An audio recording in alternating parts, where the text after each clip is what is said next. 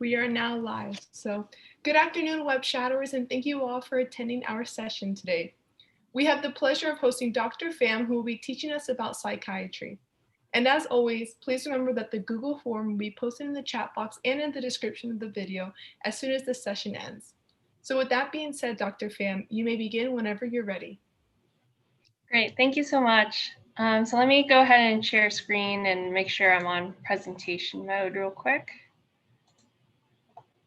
So hi everyone, good evening. Thank you for making your taking the time out of your day this evening after I'm sure a pretty busy day of classes and whatnot to come join me today for Spotlight on Psychiatry. My name is Angeline, and I'm currently a third-year psychiatry resident at the University of Maryland Sheppard Pratt Psychiatry Residency Program. You can also find me on Instagram, and my handle is at the.psych.md, or I think if you just search my name, you can find me, and my first name is Angeline, my last name is Pham. So my job today is to convince everyone to go into psychiatry. So I'll be spending some time kind of going over what the field's like and what it's like to be a psychiatrist.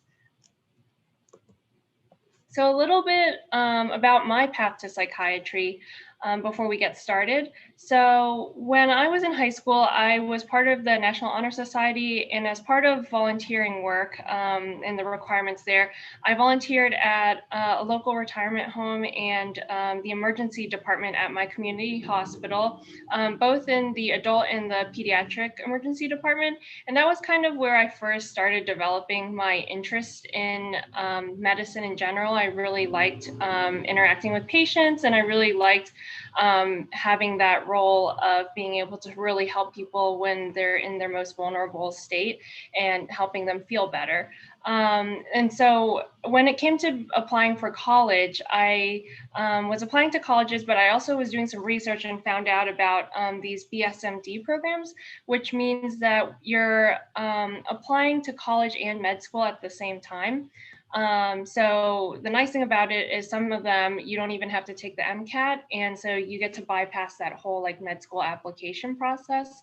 And that actually alleviated a lot of stress and anxiety with the whole like med school application process for me. So I ended up getting accepted into the one that was between St. Bonaventure University and George Washington University in DC.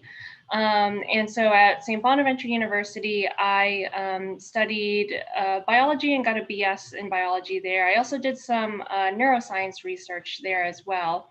And then I came back home to DC area to go to GW. And in med school was when I started developing a strong interest in psychiatry. I actually, when I first started med school, I actually thought I was going to be a neurologist because I had done a lot of neuroscience research and I really liked learning about the brain, and I thought it was just like really cool. But then later on, I started noticing that I really liked psychiatry more, and I liked the relationships I could make with my patients in psychiatry. I also noticed that in neurology, you sometimes know exactly what's going on with the person or the patient that comes in. But sometimes it was frustrating to me that even though you could know exactly what was wrong with the patient, you couldn't really do anything to help them because of a lot of the like neurodegenerative disorders and such. We don't really have great cures for that yet. But what I liked about psychiatry was that there's a lot of different medications you can try and a lot of different therapies that you can try to help your patients get better. So that's why I decided to apply to psychiatry during my fourth year of med school. And then I ended up matching at the University of Maryland. And for those of you that didn't know, match day was actually last Friday. So that was like a really exciting time for a lot of the fourth year med students across the country.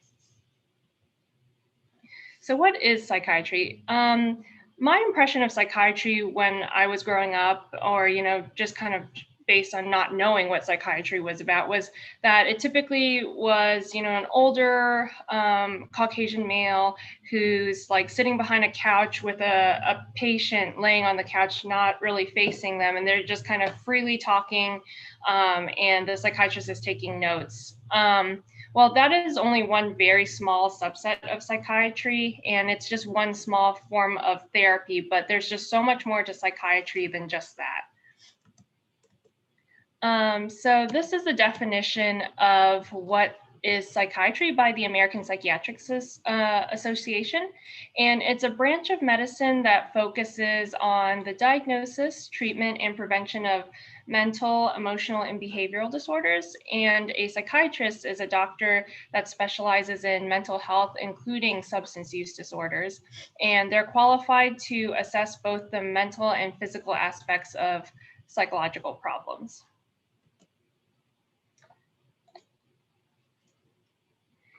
And so these are some of the reasons that someone might end up choosing to go into psychiatry. At least these were some of the reasons that I chose to go into psychiatry. The first thing is that mental health is all around us and affects, a lot of people. And it's most likely that each of you knows someone or personally goes through something related to mental health. And another reason why I really like psychiatry is that you get to form these really close patient relationships and bonds with your patients. You're getting to see people at their most vulnerable, most difficult moments and points in their life, and you're able to work with them and help them get better and overcome those obstacles that they're going through in their life. I really like the individualized care aspect of it, meaning that everyone is different and you get to really cater your treatment plan based on each individual and their different characteristics. So one person, you might do therapy and you might do like a specific type of therapy, like cognitive behavioral therapy, and you might do some certain type of medication. But then with another person who might be also presenting with depression, you might have to do a different type of therapy, like a psychodynamic approach, and you might use different medications for that. So I like that you're able to cater your treatment based on each individual's characteristics, and it's not anyone is ever a cookie cutter type of scenario. And another thing is that in psychiatry, we approach patients using a biopsychosocial model. And what that means is that you look at a patient as a whole. Sometimes, like in other specialties, you're kind of just focused on what's wrong. If there's a tumor, you go in and you take out the tumor, or you use radiation on that tumor. But with psychiatry, you have to look at the patient's genetics or their background and biological makeup.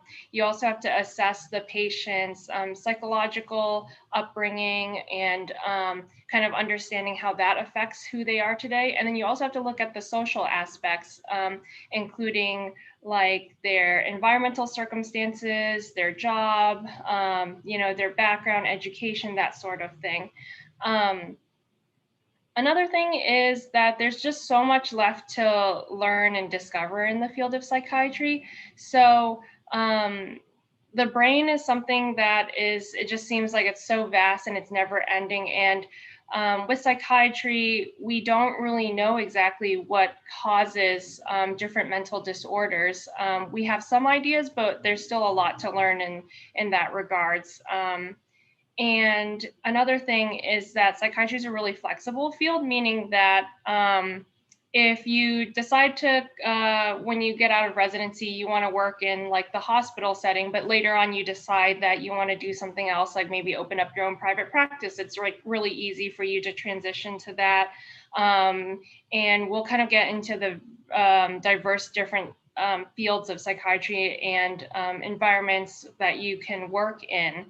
It also has a really great work-life balance, and you can really cater your career towards what your needs are and what you want to prioritize in your life. So if you want to prioritize your family, that's something that is very easy to do in psychiatry.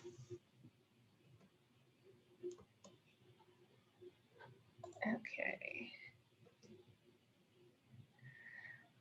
So I'm going to pause for a little bit because I just got a question about, do they teach CBT in med school, or is it something that you have to pursue outside of med school? So in med school, because you're kind of learning pretty much about the entire human body, and you're learning about pretty much like everything to form a foundational knowledge to be a doctor.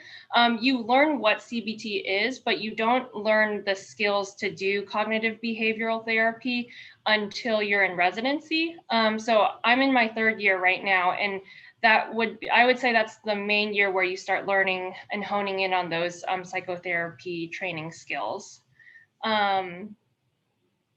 And then usually some people will do like a fellowship after residency as well, where you can kind of go in more depth and more detail into learning different psychotherapy techniques. The other question I have is, the person said, I know that a lot of insurance companies won't cover psychiatry. Is it a problem that comes up a lot with patients? Yes, so what actually ends up happening is it's not necessarily that insurance companies don't cover psychiatrists, it's that the way that billing and stuff like that works, just in the medical field in general, it's very tedious, it's very time consuming, and sometimes the reimbursements for doctors isn't very good. So what happens is a lot of psychiatrists won't accept insurance, so you'll have to pay out of pocket, but then they'll give you a bill that you can submit to your insurance for them to process and cover it. And there are a lot of other practices that still do accept insurance. Some of the larger ones, like the ones affiliated with a hospital or a university, are more likely to accept insurance, and they do accept like Medicaid as well in those situations. Great questions. So back to this slide. So we talked about some of the benefits or things that make psychiatry attractive, but I think it's also worth noting some of the potential downsides to psychiatry as well. One of the things is ambiguity. And what I mean by that is that, for example, like my neurology example earlier, is that with neurology, we have all these different tests, and we have all these different like imaging and stuff that we can do to find out exactly like what's wrong with a patient. Like if a patient comes in with stroke-like symptoms, we can use imaging and the physical exam to pinpoint exactly where in the brain the person had a stroke. Whereas psychiatry, we don't have any fancy tests that we can order to be able to determine what is causing a patient to present a certain way. So a lot of it is just kind of based on the DSM, which is a diagnostic statistical manual that a bunch of psychiatrists got together and kind of classified like different diagnoses are based on these types of symptoms that someone's presenting with.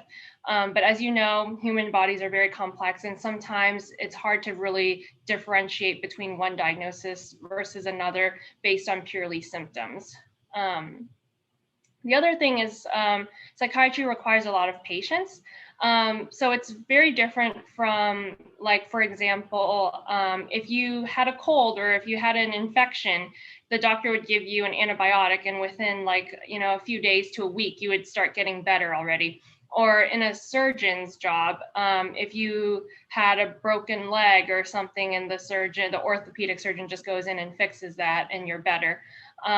So with psychiatry, that's usually not the case. And usually with a lot of mental illness, it takes a long time for people to get better. Sometimes they can get better in a couple weeks, but sometimes it can also take years for people to get better.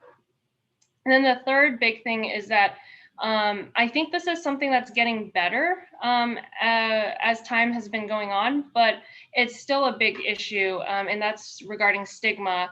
And that's within, like, the general community. There's a lot of stigma. Sometimes it's not very much talked about, and mental health is not really, it's sometimes a very taboo topic in certain communities and cultures, and that has created a significant barrier for a lot of people to get the help that they need. So these are some of the differences between a psychiatrist and a psychologist. And these are some of the things that I looked up, because when I was going through schooling and stuff, I actually didn't know myself. So first thing regarding the path to become a psychiatrist versus a psychologist, it's actually pretty much the same amount of time. So with a psychiatrist, you would start off with 4 years of undergrad, and then you would have to go through 4 years of med school after that, and then you would go through 4 years of residency, and then if you choose, you can actually just stop there and just work as a general psychiatrist. But if you want to subspecialize into something like more niche, and for example, like if you wanted to do child psychiatry and work with kids or adolescents, you would have to do an additional like fellowship there, and that could be anywhere from 1 to 2 years. And then with a psychologist, typically you would also do 4 years of undergrad. You would do 2 to 3 years to get your master's degree. And I believe at that point you can actually work as a therapist, but some people prefer to go on to get their doctorate. And that could be anywhere from an additional 3 to 5 years, depending on how long it takes for you to present your thesis and defend it and all that. Psychiatrists can prescribe medications, order labs and tests, and that's universal across the board, whereas psychologists can only prescribe medications in some states.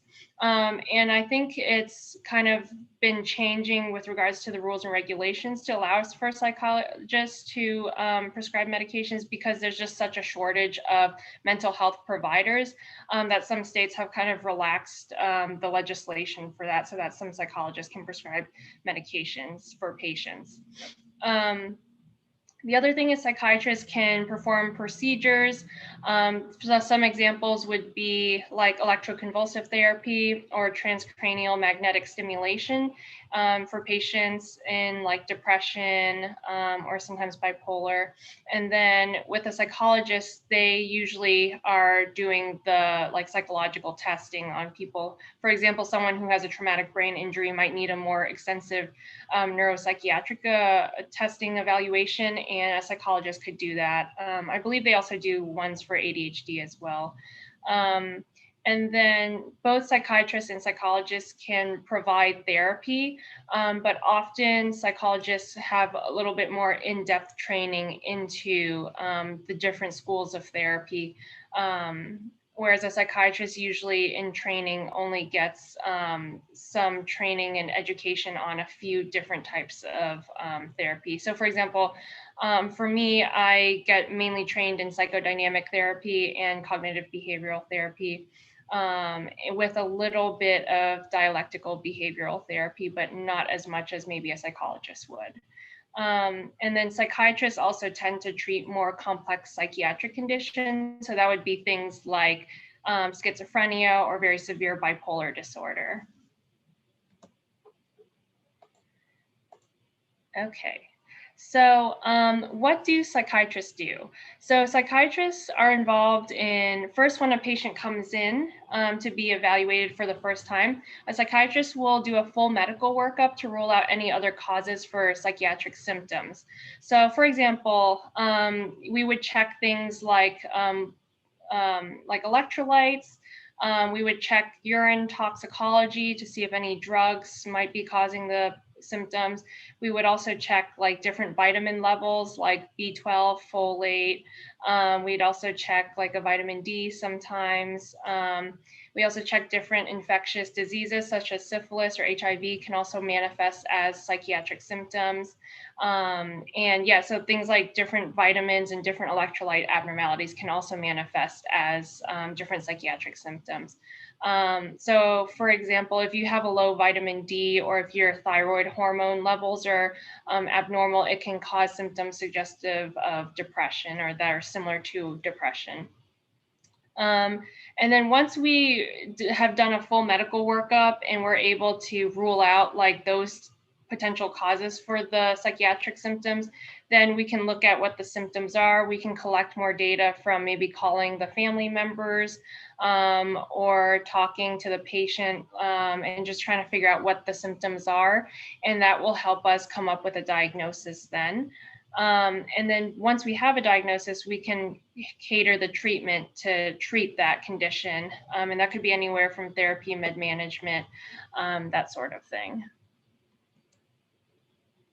So this is the first patient case we have for today. So this patient that I saw was a 50-year-old male, no previous psychiatric history, who came into the emergency department with his family, who stated that he was acting weird. On exam, he couldn't sit still, he was talking fast and had trouble sticking to one topic. He said that he hadn't slept in 5 days and believed he was part of a super secret society called in to protect the president. He ended up getting admitted to the hospital for mania and psychosis. However, within 2 days of his hospitalization, he suddenly couldn't speak, he couldn't move or eat. And we, at that time, reviewed all his blood work, which happened to be normal. We believed that what he was going through at that time was something known as catatonia. And that's kind of when you see someone that comes in that's catatonic, it's exactly as described above, like they're not able to speak. It's like when you ask them a question, sometimes it could take, over a minute for them to respond. And if they do respond, it's usually maybe 1 or 2 words. And in the really severe cases, like with this patient, it can get to the point where they're not even able to move, they can't toilet, they can't even eat or swallow. So it can get really dangerous and serious for people if this ends up lasting for a long time. So what we did in this case was we ended up treating him with a medication. The typical medication used to treat this condition is a benzodiazepine known as Ativan, also known as lorazepam. And unfortunately, it was ineffective. And when we tried to increase the dose of the medication, he became too sedated. And that meant that he was too sleepy and he wasn't even able to interact with us. So after a week had gone by and we still hadn't had any improvement, we decided to speak to his family, who agreed to try electroconvulsive therapy, but after significant reservations. When we had that conversation with them, they were like, oh no, we don't want to do that. That sounds like a form of torture. That sounds very barbaric. We don't want to subject him to that. And they were coming from a preconceived notion that of what they had seen on basically on in Hollywood movies and in the media. It was kind of always portrayed in movies such as in I think Stranger Things, there was a scene with ECT in it, and it's always like very barbaric. It looks very very traumatic for patients, but it's actually nothing like that at all. And in the next slide, I'll kind of show you guys kind of what it actually looks like. And so after we kind of went through and we discussed what it is and the procedure, they were more reassured and they decided that, if that's the only option, we should proceed with that. So after 2 treatments, he actually started getting better. And after 6 more treatments, he was no longer catatonic. And he was pretty much back at his baseline where he was talking again, he was able to eat, he was able to walk and stand. So he was pretty much back to what he was before this episode started.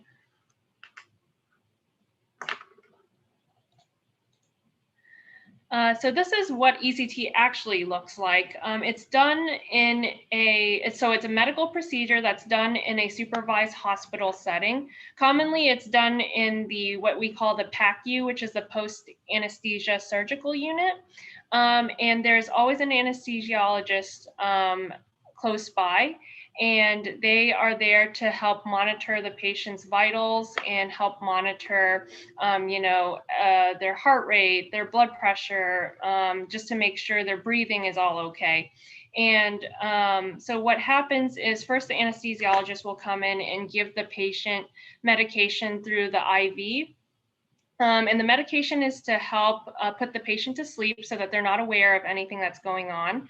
And then the next medication they give is a muscle relaxant to help relax the muscles as the patient's having the seizure, so that they're not kind of, thrashing around in the bed.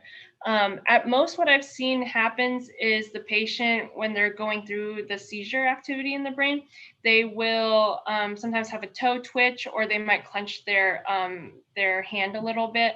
But for the most part, it's nothing like what you see in the movies at all. And then what happens is once the patient's under, the psychiatrist will come in and they will place the electrodes here to monitor the electrical activity of the brain to make sure that when they induce electrical stimulation into the brain, it actually produces a seizure. And then the probes here are used to help induce that electrical current into the brain.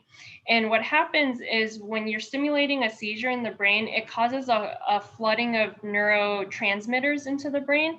And that kind of helps to rewire the neurocircuitry and can help in conditions such as depression.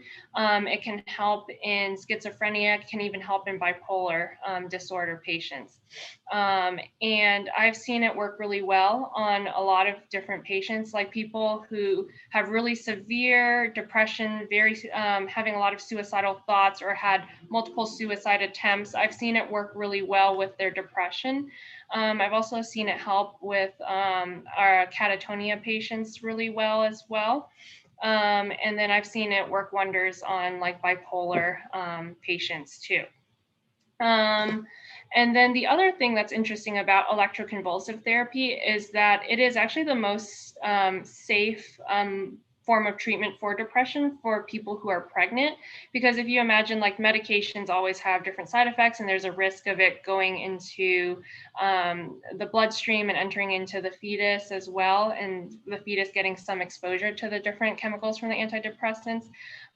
But with ECT, there's no risk of that. It's not to say that all medications are bad for pregnancy. There are some that have been very well studied and very safe in pregnancy as well. But the risk of side effects or that exposure of the fetus is significantly less with ECT. So it's a very safe form of treatment. And it's something that I've seen work really well in a lot of people. So I'm going to pause for a second just to see some of the questions we have here. So one of the questions is, how would you know the difference between schizophrenia and catatonia? So schizophrenia is where someone might have what we call positive symptoms, so like delusions or hallucinations or auditory or visual hallucinations specifically. And then they also can have certain negative symptoms. So sometimes they'll have some issues with their thought process. They might have some cognitive issues or cognitive limitations. And then catatonia is something that is a subset that can happen in schizophrenia or bipolar. So that's to say that some people with schizophrenia can have catatonia. The next question I have is, would this man have to continue getting these treatments after being catatonic, or is it short-term treatment and it's fully treated?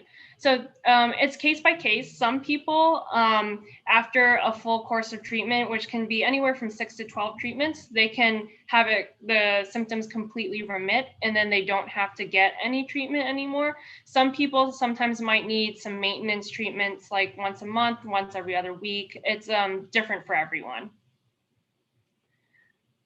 How exactly does ECT work? So what happens is you're inducing an electrical current into the brain and it's causing a seizure to happen. And then what happens is when the brain has a seizure, it will release all the neurotransmitters at the synapses, and that can sometimes cause rewiring of some of the neurocircuitry and help with, it helps with,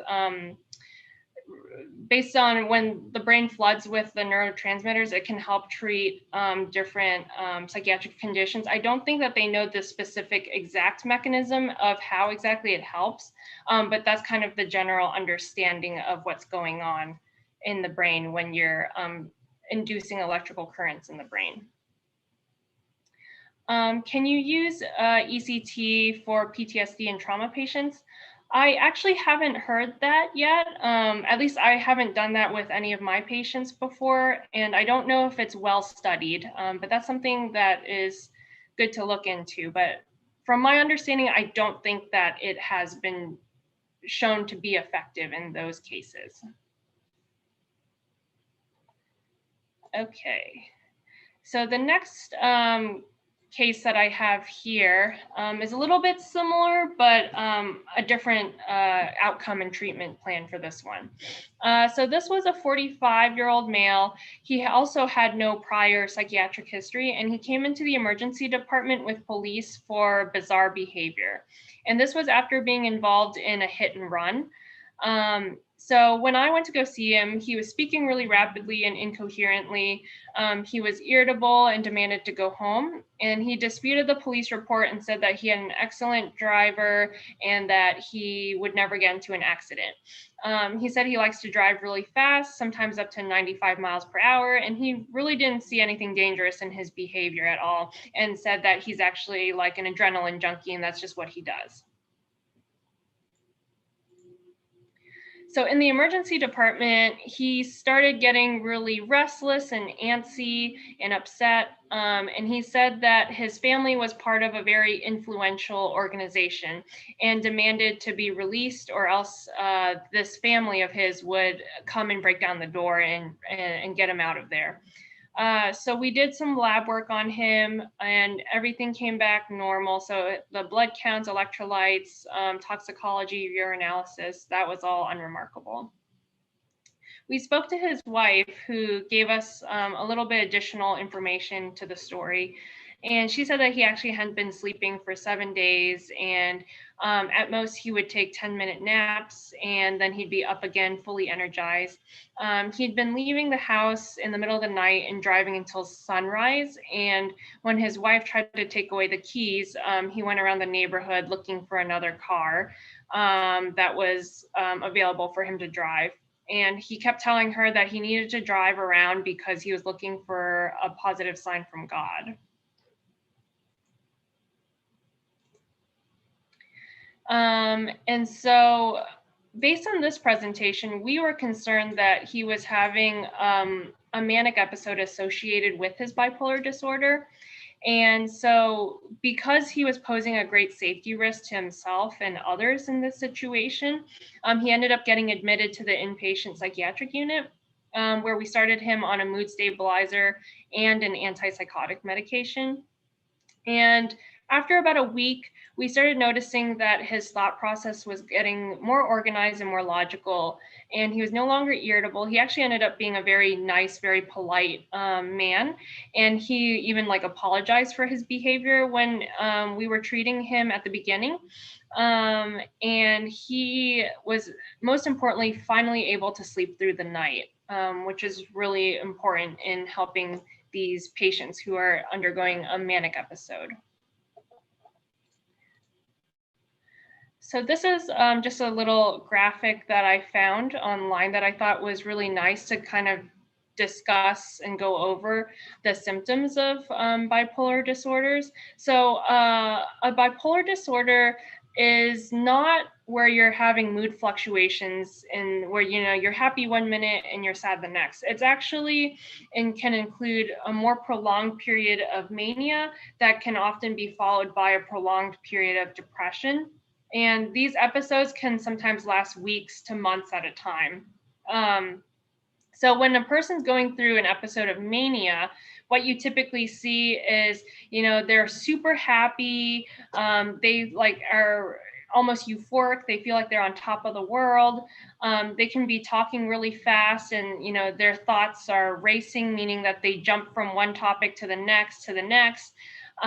They can become really easily distracted where they don't finish the task that they do. So they might jump on, working on one project, and then they'll leave it half finished, and then they'll be like, oh, I'm going to do another project, and then leave that half finished and then move on to something else. They tend to have a heightened sense of self-esteem and sometimes what we call grandiose delusions. So for example, one time I had someone tell me that he was actually married to Beyonce and that Jay-Z's kind of just his placeholder while he's kind of getting his life sorted out. So that's one example. And the thing that makes mania so troublesome for people is that they can sometimes engage in things that really can get them into trouble and really wreak havoc on their lives.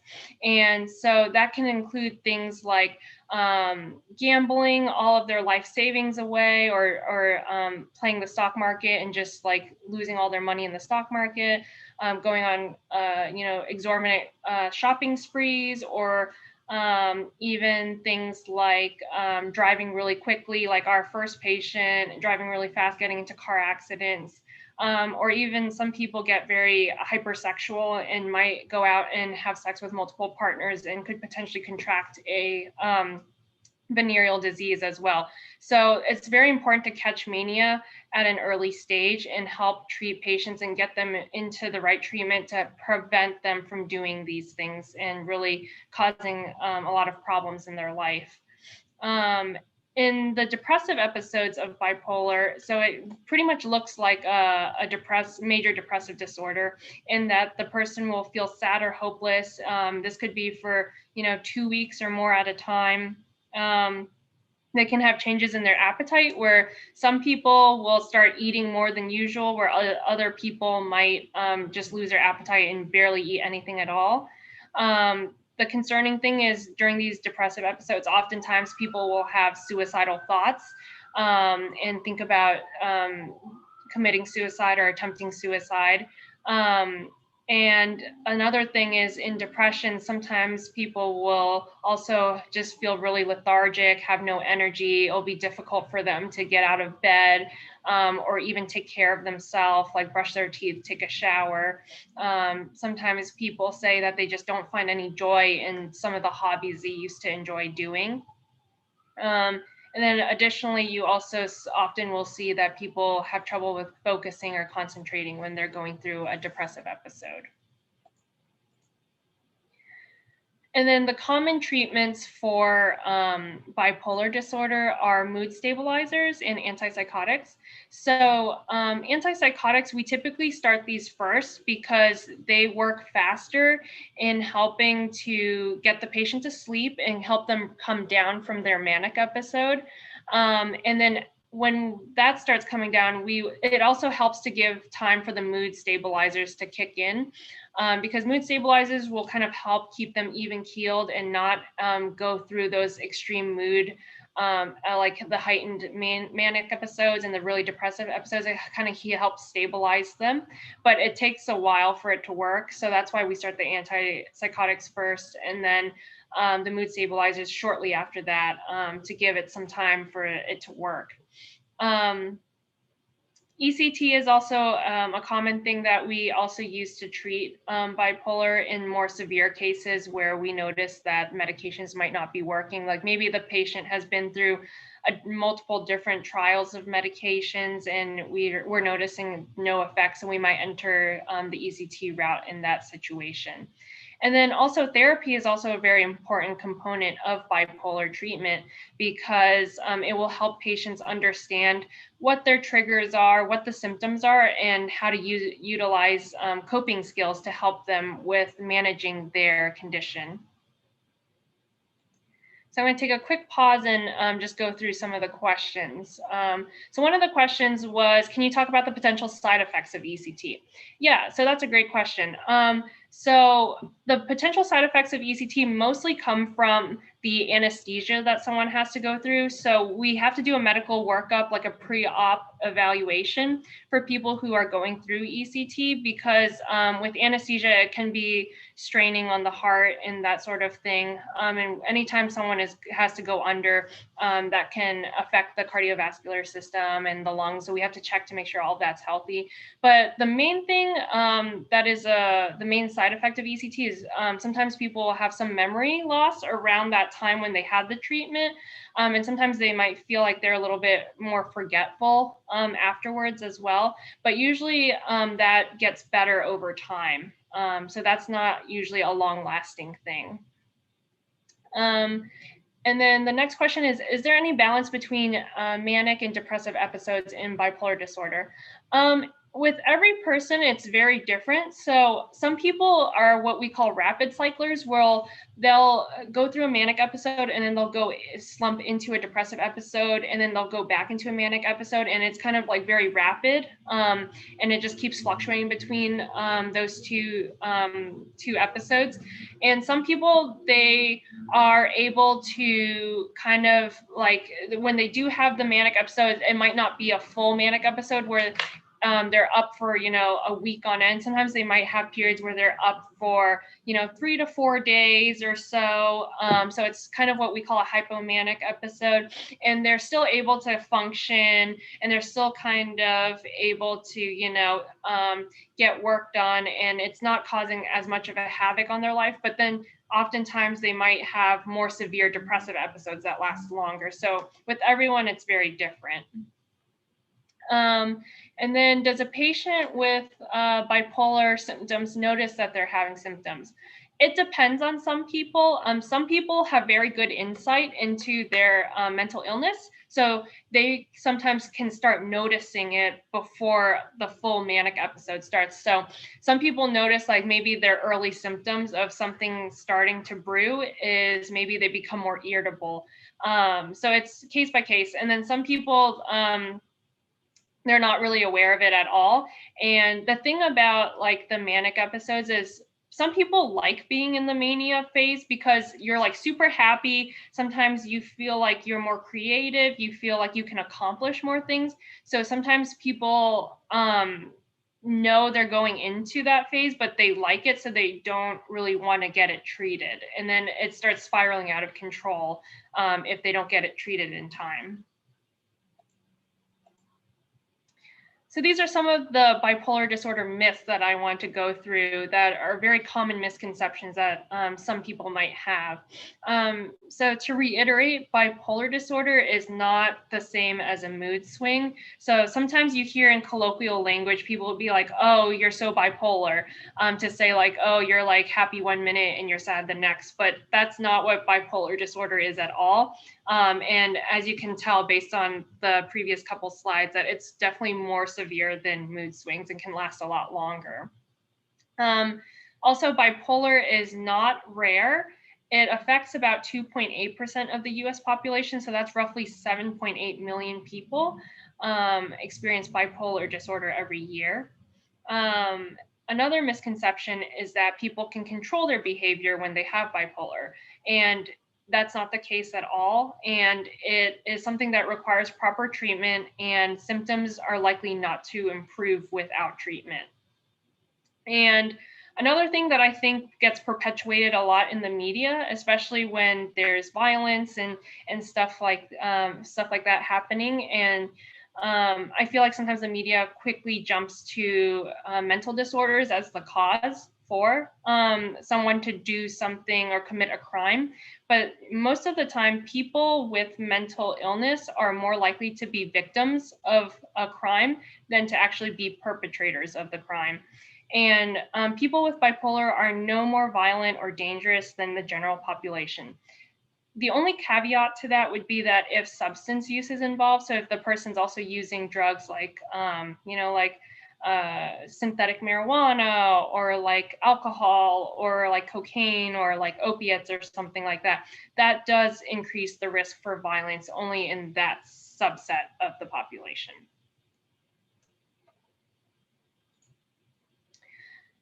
And then what treatments do psychiatrists use? So these are some of the examples of the different things that you can use to help treat your patients. So the current ones on the left are the ones that are FDA approved. So different medications, different forms of therapy, neuromodulation. So that includes like electroconvulsive therapy and transcranial magnetic stimulation, which can actually be done in the outpatient office setting. And that one doesn't require any anesthesia at all. Or light therapy. And that one, what I'm referring to is oftentimes in the winter months, because the sun is not, out as much, you are experiencing more darkness. and not as much daylight, it can actually affect a lot of people's mood and cause what's known as seasonal affective disorder. So light therapy boxes are actually really helpful for those individuals, especially during the winter months when there's not as much sunlight and we're not out as much. Some of the emerging treatments that are under research right now that are showing promising results include psilocybin, which is one of the active components found in shrooms, and that's been shown to potentially be useful in treatment of depression. Other things include ketamine, which is a medication commonly used for anesthesia purposes, sometimes can be used for pain, and now they're also seeing it might be beneficial in certain cases of depression.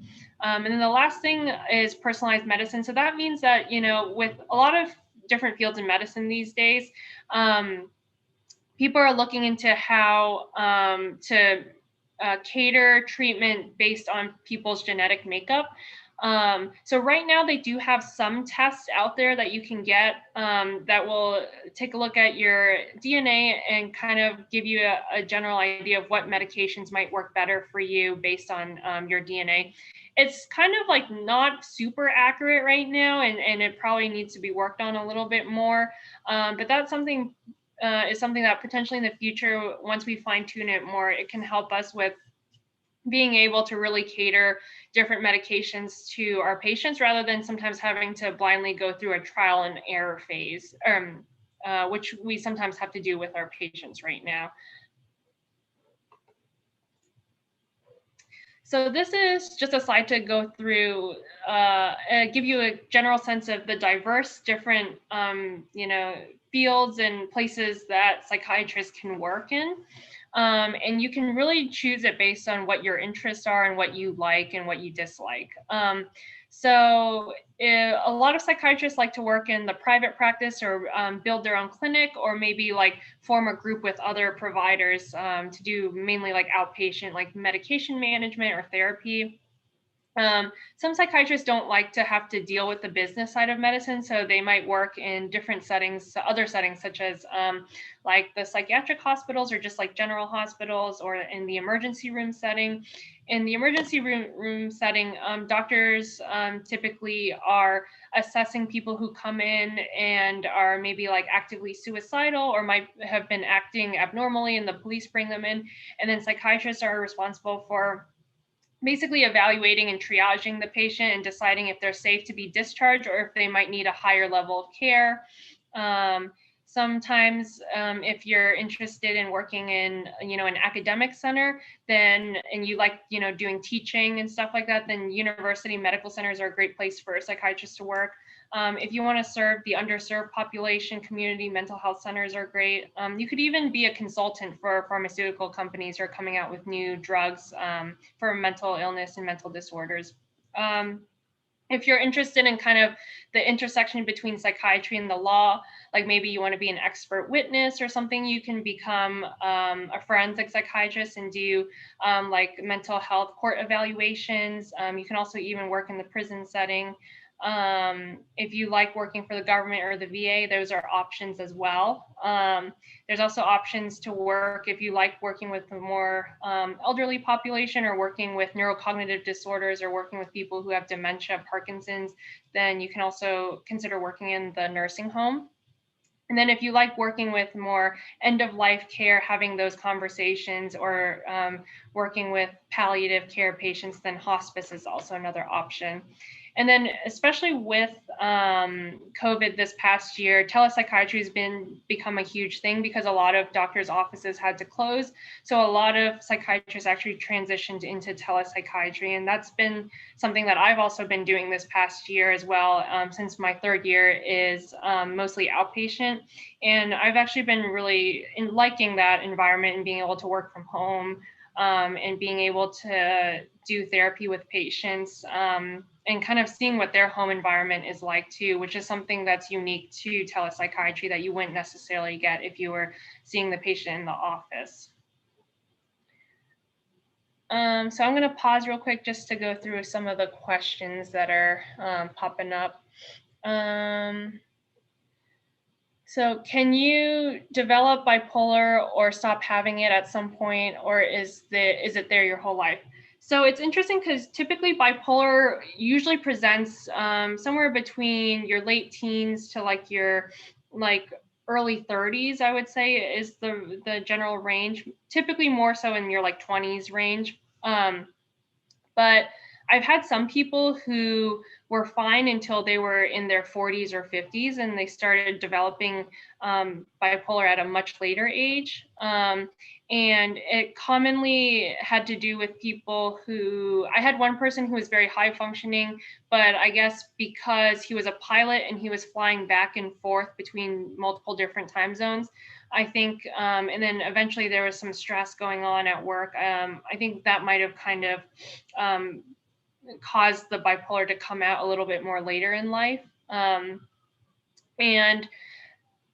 the other part of the question is that, is it something that you can stop having at some point, or is it there your whole life? Typically, if you have bipolar, it's there with you for your whole life once you have it.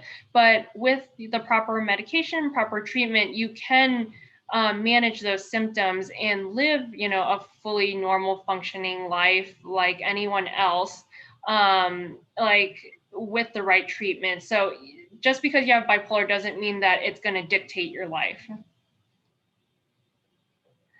How does your gut microbiome affect mental health, and has there been treatment focused in that aspect? So there have been some studies coming out that have shown that the gut and what you eat might affect mental health, your overall mental health, and affect things like depressive disorders and stuff like that. And I think that there's a lot of research into different treatments, but I'm not very well versed in what's coming out right now and what's in the literature. But I do know that that's kind of a big field that's kind of been growing over the years, especially more recently. Next question is, where do you plan to work after residency and why? So right now I'm actually applying for a forensics psychiatry fellowship. And so I'm really interested in working in that kind of patient population and doing mental health evaluations for people who have been charged with crimes, and kind of educating the court systems and educating the public about why someone might have committed a crime, or whether or not a crime that was committed was due to mental health, or if it was due to something else like personality or something. So that's actually a great question, because it's a segue into some of the different psychiatry fellowships that are out there. So after you finish your 4 years of residency training, if you choose to subspecialize into one of these specialties. So the ones on the left are the ones that are considered board accredited psychiatry fellowship programs. And so what that means is that after you complete your fellowship, you have to take a board exam, and once you pass that exam, you can say that you're like board certified in this fellowship subspecialty. Whereas the one on the right are kind of some of the more newer emerging fellowships that not necessarily have a board certification process, but if it's something that you're interested in, it's still definitely worthwhile to pursue that, to kind of expand your knowledge base in those different fields. So with the ones on the left, so some of the things include child psychiatry. So if you want to work with children, if you want to work with college age students or adolescents, that would be the fellowship to consider. Forensics is what I'm going into next year. So that's kind of doing a lot of like mental health court evaluation. So sometimes the court will ask us to evaluate someone and see if they are competent to stand trial, because sometimes, a person might have a severe mental illness, or might have some intellectual disability that makes them not really understand the court process. So in that case, they wouldn't be competent to stand trial. We can also do evaluations to see if they can be deemed not guilty by reason of insanity, meaning if what they did was due to a mental illness or not, and whether or not they appreciated the criminality of their behavior at the time when they committed the crime. So it's pretty cool, because you get to kind of walk through what was going through their mind when they committed a crime, and kind of really understand what was going on, why they did it, and understand those circumstances. So it's kind of like you get to play detective in a way. Addiction psychiatry is something that I think is also very important because of, as you know, the growing opiate epidemic that's pretty much going on in our country right now. I think that there's a lot of need for providers who can prescribe medications to help people with opiate addictions. So that's something to consider there. There's also geriatric psychiatry, which is commonly you'll be treating people with neurocognitive disorders, older adults who have mental illness, so like maybe older adults who have schizophrenia or bipolar or something like that. Because as you can imagine, people who are more elderly tend to be more frail and more susceptible to, even very subtle medication changes. So you have to really cater and be very careful with your medication choices in that patient population. Sleep medicine is something that psychiatrists can also go into. So you'd be doing a lot of things related to the different sleep disorders and insomnia, also like sleep apnea, those sorts of things. Psychosomatic or consult liaison psychiatry, basically what that means is that you become a consultant in the hospital, and oftentimes when people get admitted to the hospital, they often might be admitted to, surgery or a medical unit, but they also might have a psychiatric history, or they might have some manifestation of a psychiatric, they might be having hallucinations and never had it before. And so the medical teams will consult you and ask you, hey, why do you think this is going on? And what do you think we should do about it? And then if you're interested in pain medicine, some psychiatrists also can pursue a fellowship in that as well.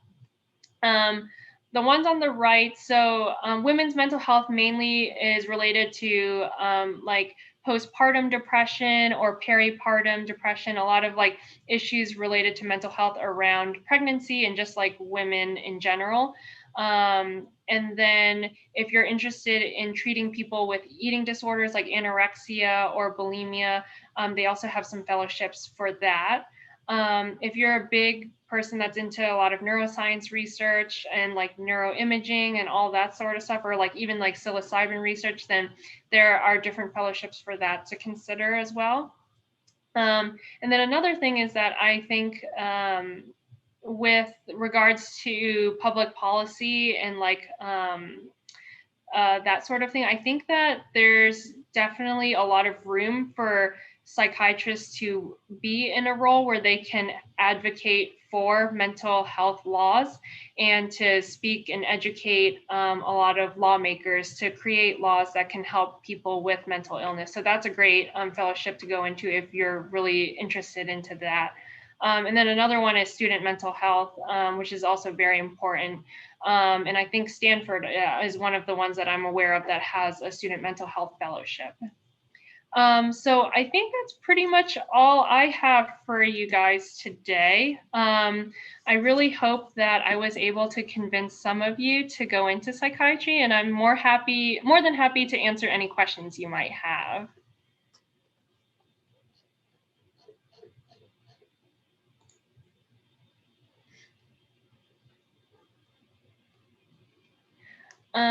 Okay, so the first question I see here is, as a psychiatrist, can you refuse to prescribe opiates and refer someone to another doctor for pain management?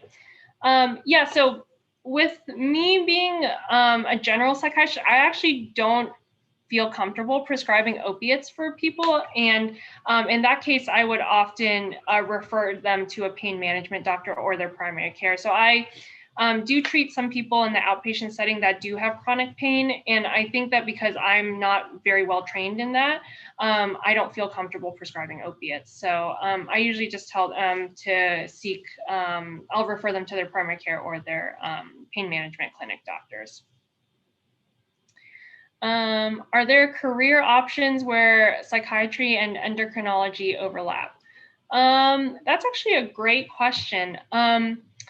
What I can imagine where a situation where I can imagine that might have some overlap is in people who might be going through transition or transgender individuals. Oftentimes, endocrinologists will consult psychiatrists to do a mental health evaluation just to make sure that whoever is making that decision is making it for the right reasons, and that there's not some underlying maybe undisclosed thing that might be going on that might be contributing to their decision. Do psychiatrists work with trauma victims or people with PTSD? Absolutely, definitely. So that is a huge part of psychiatry, and some people can choose to even do like specialize in working with trauma patients and working with PTSD patients. As a matter of fact, at one of the hospitals at my residency training program, they actually have a specialized trauma disorders unit for people who get admitted to the hospital. They have a special unit that has more intensive therapy for those individuals. And we actually sometimes get referrals from all over the world. Like one time I had someone that got admitted there from, I believe from Germany or somewhere in Europe. What do you feel is the most stressful part about being a psychiatrist? I would say that probably one of the most stressful things is that you feel like you want to help everyone, and there's just such a shortage. And so I feel like just seeing the barriers that a lot of people go through to get to treatment and then not having enough providers, that's something that I find is really difficult to sometimes think about. And you always want to take on more people, but there's only so many hours in a day. I also think that sometimes being able, because when you're a psychiatrist, you're listening to a lot of people's pain and suffering. And I think it's really important to take time out for yourself to kind of process and decompress at the end of the day as well. Because sometimes when you're hearing one person after another talking to you about very difficult, very emotionally heavy topics, it can sometimes weigh on you as well. Okay, what's the difference between bipolar personality disorder and borderline personality disorder? So there doesn't exist anything in the DSM, the Diagnostic Statistical Manual under bipolar personality disorder. There's a bipolar disorder and then a borderline personality disorder, but there's no such thing as bipolar personality disorder. And so borderline personality disorder is something that's it's considered like a access to diagnosis, meaning that it's a personality thing where it's more pervasive in a person's life, and it sometimes can be very difficult. It often stems from a difficult childhood upbringing or a trauma history in the past. And these individuals oftentimes can have a lot of suicidal thoughts, unstable relationships with other people. So it has a lot more to do with like interpersonal relationships and that sort of thing, whereas bipolar is more due to what we described earlier. So it could be that people can have periods of time where they're manic or where they're depressed, but borderline is more of a personality thing. So it's kind of more pervasive in a person's life, and it kind of deals with how they interact with other people. The next question I had was there ever a moment where you felt unsafe treating a patient? That has come up before. And the good thing is that in the hospital setting, we have a lot of great staff and we have a lot of safety measures in place. But as you can imagine, sometimes, especially when people are coming into the emergency department, we are their first point of contact. And sometimes they've used substances that we don't know about on the street. And sometimes things like PCP or K2 or synthetic marijuana can cause people to act very irrationally and not quite like themselves. And so in certain situations like that, it can get pretty scary. But I think that practicing self-awareness, keeping a safe distance from your patient, and also kind of just keeping common sense in the back of your mind is really important. So if you start kind of sensing like the patient is getting riled up, not to provoke them and just step away is really important. Is narcissistic personality still categorized as a personality disorder? Yes, it is considered a personality disorder still. And can it be treated? So unfortunately, with narcissistic personality disorder, a lot of times the person is not aware of having that.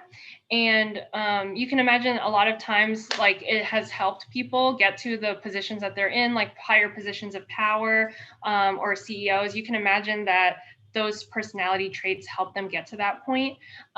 So in those situations, sometimes it's hard to treat. I think it really takes having a loved one sit down and talking to them and just expressing their concerns is the first step, is gaining that sort of awareness. And in really severe cases, I can imagine it really causing that person to lose a lot of close friends and family and end up really isolated and alone in certain situations like that.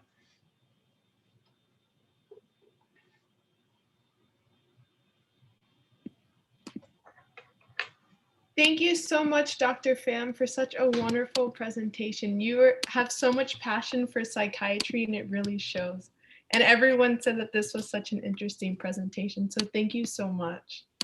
Thank you, everyone, for joining. And thank you for all the great questions. I really appreciate you guys paying attention and asking really insightful questions. But if you have any other questions, feel free to message me. You can find me on Instagram and just send me a DM there. I'm more than happy to assist and answer any other questions you might have.